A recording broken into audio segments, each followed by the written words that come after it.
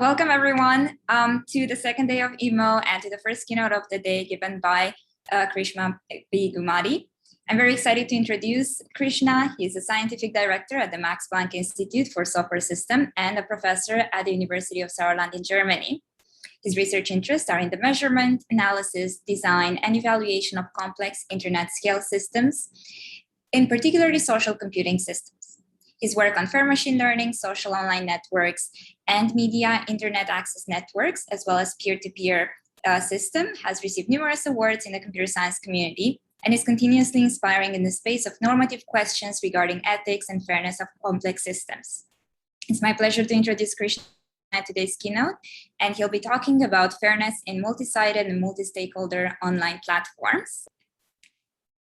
Krishna, if you'd like to share your screen and start. We can see your screen, by the way. Thank you, Anna. Thank you for the kind introduction, and thanks everyone for both inviting me and for attending the talk. Today, I'm going to tell you about some of the challenges more than solutions that we faced when we try to tackle some issues related to fairness in multi-sided or multi-stakeholder online platforms. So let me get started. Oops. Oh, yes. So the sort of systems that I'm going to talk about today are human AI collaborative decision-making systems. And these are systems where you have increasingly algorithms assisting or nudging or overseeing human decisions. And these sorts of systems are increasingly pervading every aspect of our lives. For example, today you have risk prediction algorithms where assessments of where the next crime is likely to happen, or which employee is likely to leave, or which child is at a greater risk of injuring themselves, are essentially influencing human decisions. And similarly, there are numerous match and market making algorithms on gig economy platforms like Uber, Airbnb, and Kickstarter that are increasingly influencing how riders are essentially assigned to drivers, or how hosts meet travelers, and so on. And finally, you also have search recommender and reputational algorithms on sites like Google, Facebook, and Twitter that are increasingly mediating social discourse and influencing who we meet, what sort of news we see, and increasingly our whole worldview as well. Now, given the sort of impact these algorithms are having on our societal lives, it's only natural that there have been numerous concerns that arose over the past several years about their fairness. And these concerns are of a variety, are quite varied in nature. For example, there are concerns about discrimination in predictive risk analytics algorithms. So here, what I'm showing is a headline article from ProPublica that talks about machine bias, that there is a software used across the country to predict future criminals, and it is biased against minorities, and in this particular case, blacks. And the country that they're referring to is the US.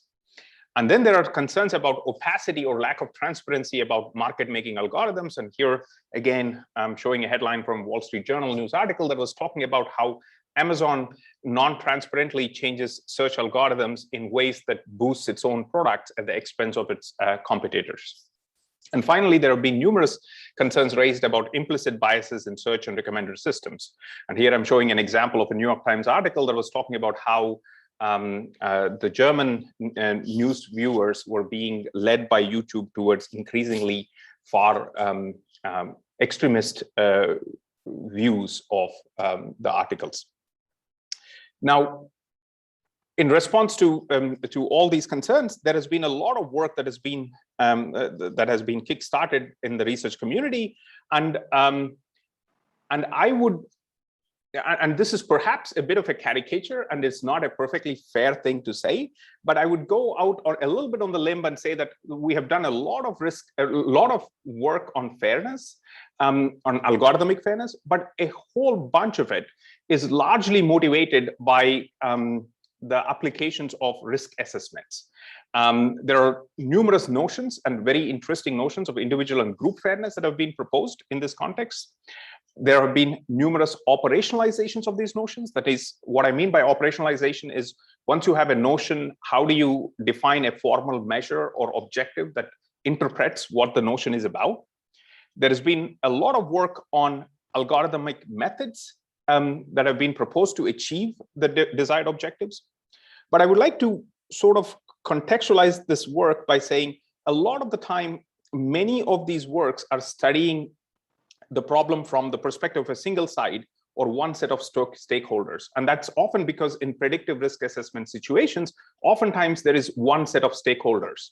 And what I mean by this is, for example, if you take recidivism risk prediction, there is one set of stakeholders, which are the defendants, and you want to be fair in terms of your assessments across the defendants. But sometimes when you begin to go to multi-sided platforms, and what I mean by multi-sided platforms are platforms like gig economy platforms like Uber, where you have multiple stakeholders, like you have drivers, riders, and Uber platform itself.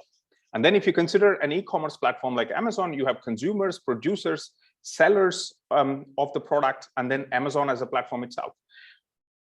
And similarly, if you think of online conference scheduling platforms, you have the stakeholders are presenters and attendees. And finally, when you think about online charity platforms like DonorsChoose, you have different sets of stakeholders like donors and recipients. And the point that I would like to raise is that in these multi-sided or multi-stakeholder platforms, the fairness concerns become a lot more intriguing or interesting or complicated, whatever way you want to think about it. It's because your algorithm not only needs to be fair, for example, in the context of Uber, amongst all the drivers and amongst all the riders, but you would also have to trade off the beneficial outcomes for drivers with those of riders and vice versa. So in that sense, multi-stakeholder online platforms raise a lot more challenging fairness concerns. And those are the ones that I'm going to focus on in this talk. So my talk has two parts. In the first part, I'm going to talk about some work we did about a gig economy platform, which is Ridehailing Platforms. This is a work that we published at KDD 2019, in case if you would like to look up for more details. And later on, I'm going to focus on an online donation platforms, which is DonorsChoose.org. So let's get started with the first part. So pretty much every one of you would have been familiar with ride-hailing platforms like Lyft or Uber, and what these platforms fundamentally do is they have algorithms that are matching drivers to passengers. It's this matching algorithm that we would like to focus on. Now, there have been numerous concerns raised about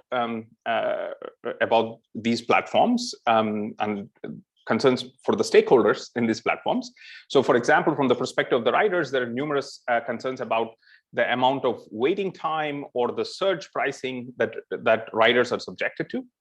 And from the perspective of the drivers, there have been numerous concerns raised about whether they're able to earn a decent living wage when they are participating in these platforms. Now, to motivate some of the fairness concerns, I'm going to start with the data set that we gathered. This is an anonymized data set. It came from an Asian taxi riding platform. This is actually a platform where it's not a gig economy platform. It is a big taxi company that essentially was doing the task of ride distribution across 15,000 drivers, and there were over 4.6 million ride assignments that we analyzed as part of this. And in this particular situation, there are always more drivers than there are passengers requesting rides. So in that sense, this data set is one unique situation where you have a ride-hailing platform with always more drivers than there are ride requests. Vous avez une So,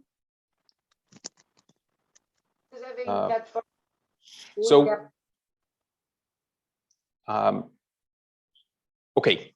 So one of the first things that we did once we got the data was to actually analyze the distribution of the driver income. And here what I'm showing is essentially, for those of you who are familiar, it's a Lorenz curve. And what I'm showing in this graph along x-axis is the cumulative percentage of drivers. And along y-axis, what I'm showing is the percentage of income that they earned because out of the ride assignments in this data set. And so if every driver got an equal share of the revenue, then essentially the curve would follow the black dots. And any curve that is below this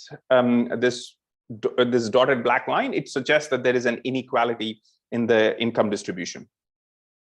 And so what this plot shows us is, if you looked at the top 20% of the most successful drivers, they are earning 40% of the total outcome. Oops, of the 40% of the total income. And if you look at the bottom 50% of the least successful drivers, they're earning about 27% of the total income. I'm sorry for the slide changes. I'm not really sure what is going on. Excuse me about that. So the bottom line is there is a significant inequality in the income that is earned. Now, at this point, some of you might be wondering, could it just be because of the amount of time that the drivers are available to drive on these platforms? And actually, that's not the case. And what I'm showing in this graph here is essentially that a similar pattern is observed even when you normalize the incomes of the drivers by the number of hours they were driving. So the blue dots show the income per active hours for drivers. And what you can see is a significant difference in the amount of earnings they're receiving because of the rides they were assigned. Now, this got us thinking about whether this is a more broader problem and whether we could think of a more fair ride-hailing algorithmic designs. And so to do this, let's start with a simple model of a ride-hailing platform. So we can think of essentially a time axis, and you have drivers available at different points of time, and then you have riders available at different points of time. And then essentially you could think of the ride-hailing platform as producing a sequence of matches between drivers and passengers over time. That's fundamentally what is going on. Now, what we thought we would model this as, to gain some traction on the problem, is to group passenger requests arriving within a short period of time. That is, we define epochs, and then we say you could think of essentially doing a matching between the requests that arrive within a period of time, like time in the epoch 1, epoch 2, and so on, with the drivers that are available during that epoch. So essentially, what you can view this problem as is one of repeated matchings. So in each epoch, you have a certain number of drivers that are available and certain number of requests that are coming. And then essentially what the ride-hailing algorithm is doing is essentially doing a matching. And you could think of this as one of like repeated matchings over time. Now, depending on the number of drivers or riders that are available, sometimes you will have a complete matching for the drivers, or sometimes you have complete matching for the riders. Like here, you have complete matching for the riders, and I guess here you have complete matching for the drivers in the second epoch. Now, the question is, then the next part of modeling is modeling some sort of a utility function for both sides. Now here, a typical way to think about this would be that there is a taxi and it's at a certain distance. It's at a certain distance from the passenger who is requesting the ride. And then this passenger would want to get to a certain destination, and there is a certain distance here as well. So you could think of the utility for the passengers as the amount of time that they would spend waiting for the taxi to arrive, which could be which could be captured by some negative function of the distance. And similarly, you could we could simply define utility for drivers as the effective distance that is traveled. And what we mean by effective distance is this is the distance for which they would get the fare, which is the distance that the passenger travels, minus the distance that they would have to travel to pick up the passenger in the first place. Now, these are just some simple utility functions. Of course, you could define a variety of different utility functions. Now, once you model the problem this way, the utilities naturally capture preferences. That means once you have a bunch of drivers and riders, essentially these utilities end up defining for each passenger what their preferred ordering of the drivers is. And for each driver, it also defines a preferred ordering over all the passengers. And now the advantage of modeling it this way is essentially now this boils down to a problem of how to fairly match preferences across both sides. And this sort of a mapping is useful because there is a long history of works on fair matching. And there are lots of interesting matching markets that have been studied, ranging from school admissions to kidney exchanges. But the one thing that the existing works do not consider is fairness of repeated matchings over time. So the real interesting question is, how do we think about fairness in these repeated matchings that is modeled by ride-hailing platforms? Now, once again, here, the idea is quite simple. And we thought, well, you could think of amortized parity. And what we mean by that is, in some sense, over time, you want to sum up the utilities of all drivers that they get in each of the epochs. And what you might want is the sum of the utilities across the different repeated matchings for the drivers to be equal. Now, of course, you could also have a slightly different notion that takes into account the amount of time that the drivers are active. And also you could take into account other sorts of additional features like the ratings of the drivers and the type of car that they're driving and so on. These are things that you could utilize, that you could incorporate in the definition of the utility function.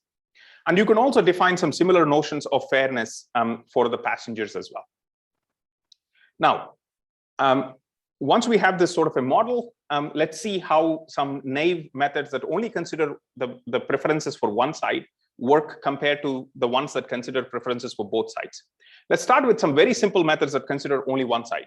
So, for example, if your algorithm is only considering the preferences for the drivers or preferences for the riders, you would pick the algorithm nearest driver first, which is you just assign each passenger to the nearest driver to them. The other way of thinking about the one-sided algorithm is you pick the driver who is worst off so far in terms of their utility. So this driver could be somewhere very far off. These two represent, in some sense, two extremes of algorithms where you're only considering the fairness from one side and you're ignoring the other side completely. Now, when you look at the performance of this NDF and WDF, what you notice is that the inequality in driver income, when you take the WDF, which considers the driver's perspective, it comes down to 0 compared to the inequality that exists before in the other side, in the nearest driver first. But there is a problem. While on the driver's front, the WDF does extremely well, its performance is really bad in terms of if you consider other factors, like from the perspective of the riders, in terms of the average waiting time for the riders. And here you see that the green and the orange curves completely swap. With WDF, the average waiting time can go significantly higher than with NDF, which is what you would expect as well. And because of the long waiting times, the overall system itself is less efficient, and the overall average monthly income across all the drivers also ends up decreasing. So the point is, just trying to think of this from a single side is potentially risky. So let's try out another idea, which is what if we took both sides together, right? And one way to take both sides into account is you define some sort of an inequality function over the utilities for the riders, for the drivers, and you define a inequality measure over the utilities received by the passengers. And then you put some weight lambda and 1 minus lambda. This is a tunable parameter to trade off between the inequalities in the utilities for both sides. Now, of course, then the interesting question is like, what sort of utility function would you define? Now, the temptation here we had was to start with some inequality indices that exist in the economics literature. But the problem is oftentimes they're very hard to solve for. So we went for a slightly simpler proxy for inequality, which is we tried to define inequality as the difference between the driver that has the maximum utility and any other driver. So you're comparing with the driver with the maximum utility or the passenger with the maximum utility, and you're trying to minimize the difference between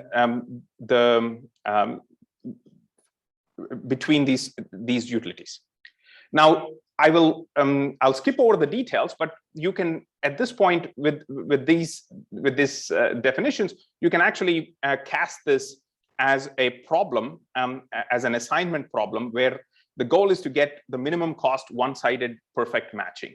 The reason you have one-sided perfect matching is because the situation that we're considering is one where there are always more drivers. So you want to get the perfect matching, that is every rider should get assigned a driver, but you want to have some minimum cost, which is shown above, which is just a formal way of representing what I mentioned on the previous slide. Now, it turns out that, of course, you could cast this as an integer linear programming problem, but in this particular case, you can actually have a solution with bounded complexity, because this is a well-studied problem in fair matching literature, and you can use the existing solutions. Now, let's quickly take a look at the resulting performance. Now, here, what I'm showing is the average monthly income that the drivers earn. This is the NDF and the WDF, which are the naive one-sided methods that I talked about before. And here I'm showing the results for various different values of lambda.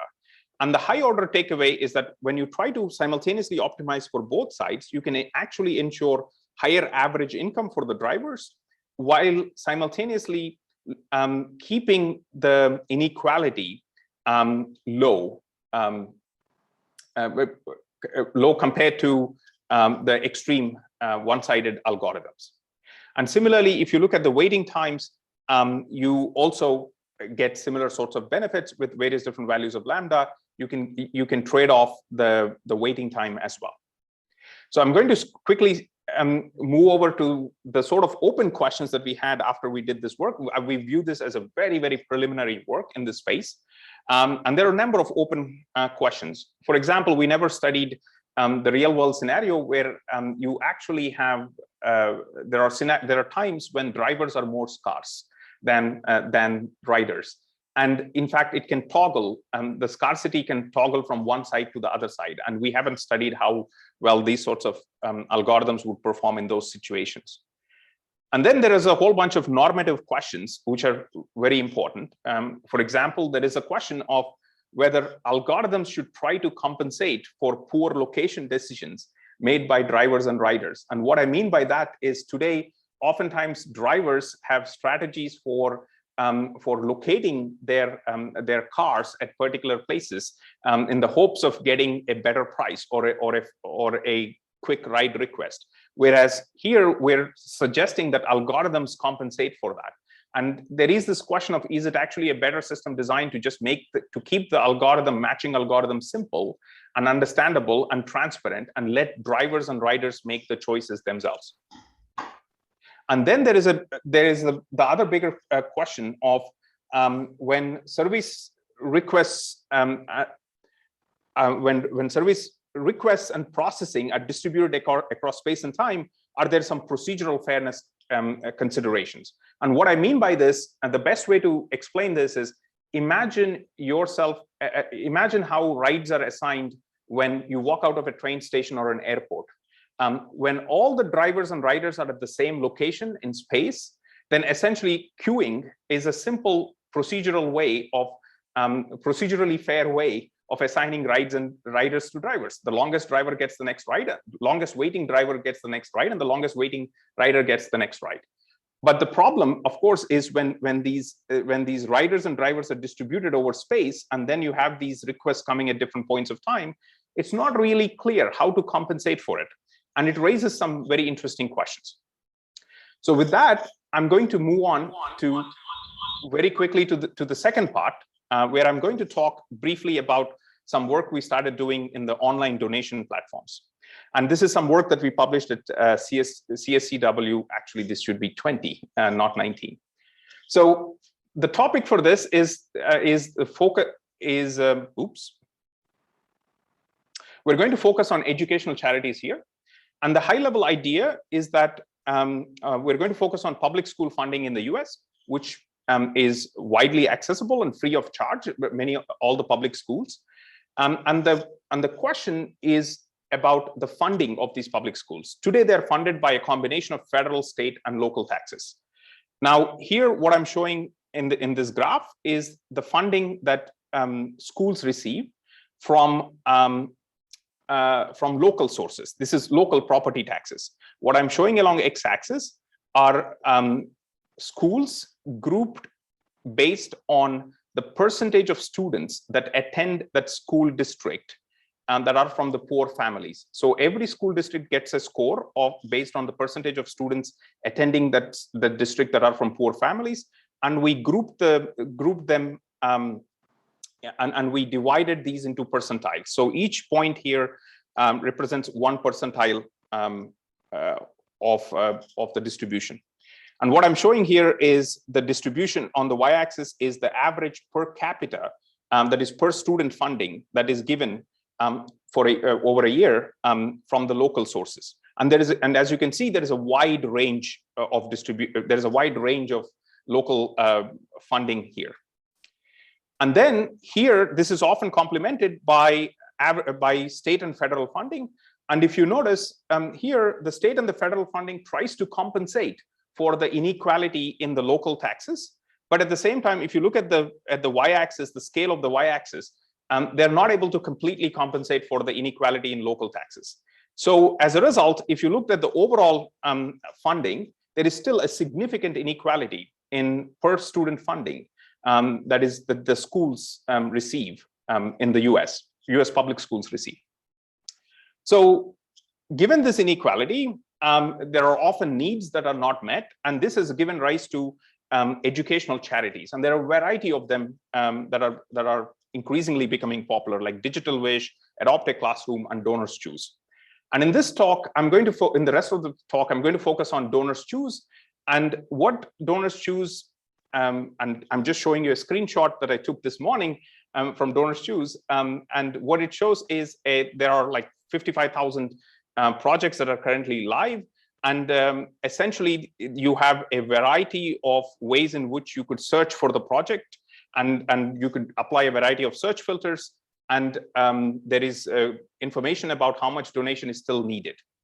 Now, the important or the interesting thing is that all donation requests on DonorsChoose are verified, and therefore there is no spam. You don't have to worry that something is actually a spam, because they verify that it's only teachers at these public schools that are allowed to post legitimate requests on these sites.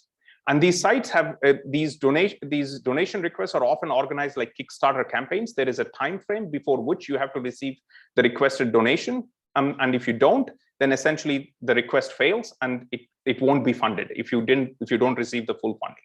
And the data set that we analyzed is from 2002 to 2016. This was a data set that DonorsChoose itself released. There was over $500 million donated to 1 million projects, posted by 70,000 schools and from 1,500 school districts. This is about 9% of all school districts. So 90% of the school districts are actually not represented on DonorsChoose. And that's an important thing to also remember. And on average, every year, there is about 70% success rate for these projects. Now, the key question that we were interested in is, are the donations on DonorsChoose at least going preferentially towards the poorer school districts? Because you would expect that at least that might be happening. And this is what we wanted to check. So the first thing we did was we looked at the number of requests that are being donation projects or requests that are being posted by schools with varying levels of poverty. And this poverty is once again being measured by percentage of students from poor families. And there are some well-defined thresholds for defining what constitutes a poor family. And what you notice is you do have more requests from overall poorer school districts. But the interesting thing is, if you look at the average amount per student that is being requested as part of these requests, it actually goes the other way. That is, there is less funds requested per capita from poorer school districts. And the reason for this is the sum of the poorer school districts are significantly larger. And as a result, when you normalize for it, it goes lower. Then let's look at success rate and the amount received. Now, when you look at the average success rate, the interesting thing is overall, you have a similar sort of a success rate across the board. The success rate for projects varies between 70 to 75%. Now, on first glance, we thought this is great. It doesn't depend on the poverty level. But on second thought, you might wonder, is it actually good that the success rate is completely independent of poverty level? Is that what constitutes equitable donations for the success rate to be completely independent of the poverty level? And then we also looked at the average donation that is received per student. And because even though the success rate is the same, because the per student amount that is requested is lower in the first place, as I showed on the previous slide, in general, if you look at the per capita flow of funds on DonorsChoose, you'd actually, the poorer school districts are per student receiving lesser amount, even on these online charity sites. And that's the point that I wanted to make. Now, there could be a number of reasons for this, including, I'm going to just skip over this slide in the interest of time, but including the fact that that sometimes the teachers from the richer school districts are more well connected, and they can actually ask their parent-teacher organizations to bootstrap the requests with funding. The thing that I actually wanted to focus on then is to understand, what we wanted to understand is to what extent are these donation requests or the donation or the flow of donations being influenced by the choice architecture on the site. And what I mean by choice architecture is essentially how the site is designed to make people choose what projects to fund. So for example, the search boxes can have a big impact. The search filters that that are being suggested can have a big impact. The default ranking can have a big impact.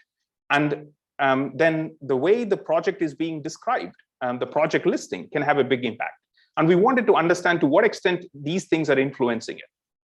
So we had an experimental setup. And the way at a very high level the setup works is we recruited crowd workers to make donations.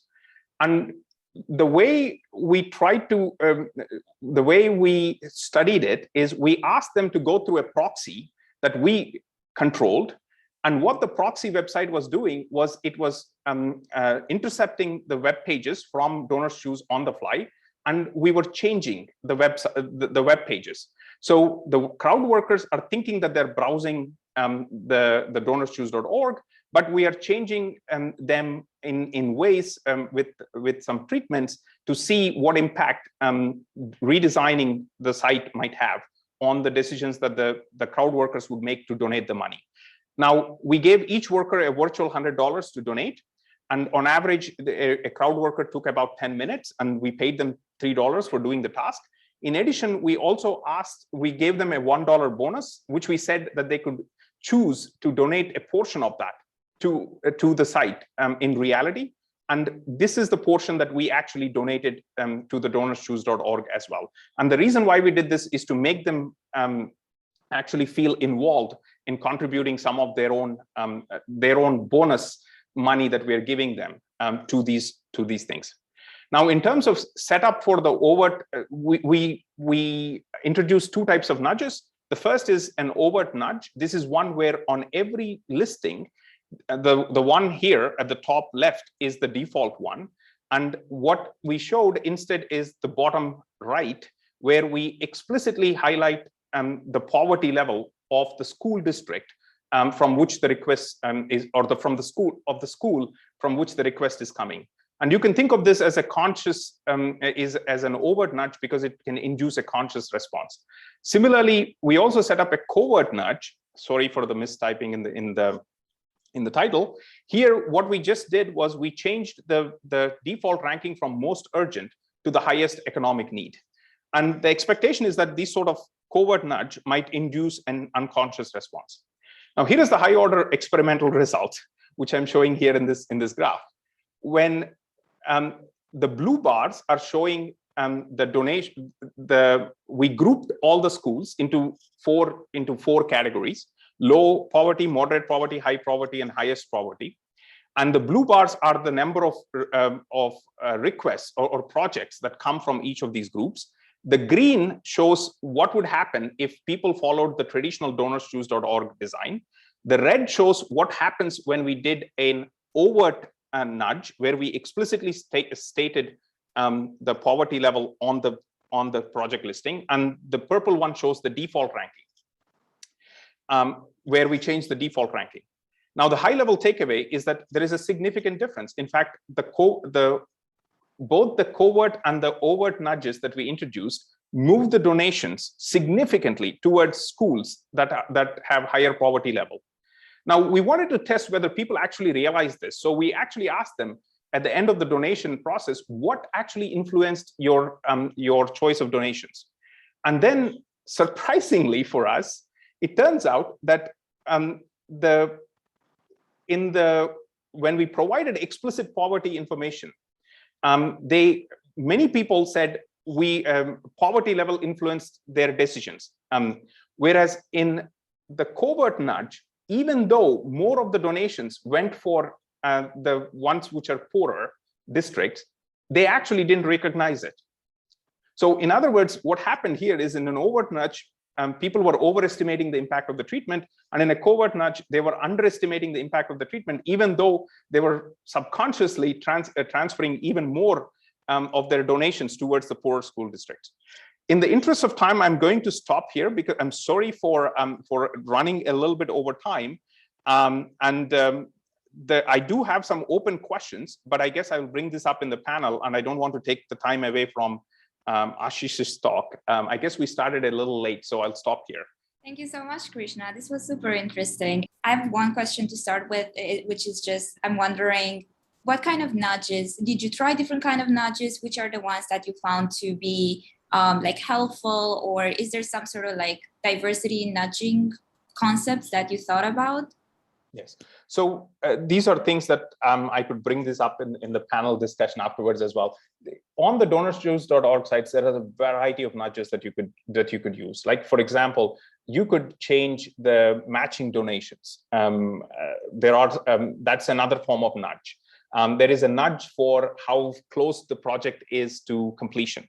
And that could be a form of nudge and so on. So in this particular experiment that we did, we primarily tried two nudges, the covert and the overt nudge that I was mentioning. But this is in fact what I find very fascinating. There's so many different types of nudges that you could use that it raises a lot of open questions as to what should be the goals of that nudging as well.